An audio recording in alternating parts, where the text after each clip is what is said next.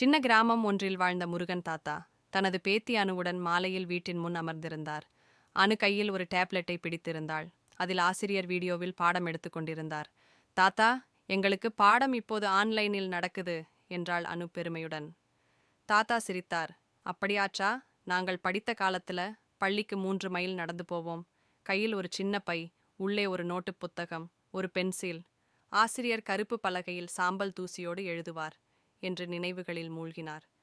அனு வியப்புடன் கேட்டாள், அப்போ உங்களுக்கு புத்தகங்கள் இல்லையா தாத்தா? இருந்தது, ஆனால் குறைவாக.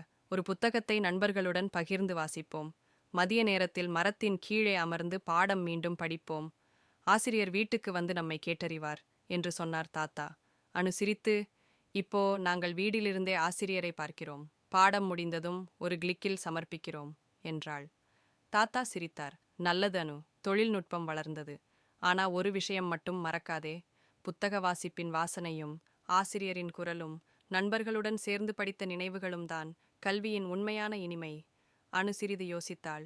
அந்த நாளிலிருந்து தினமும் சிறிது நேரம் புத்தகம் வாசிக்கத் தொடங்கினாள். Like and subscribe my channel.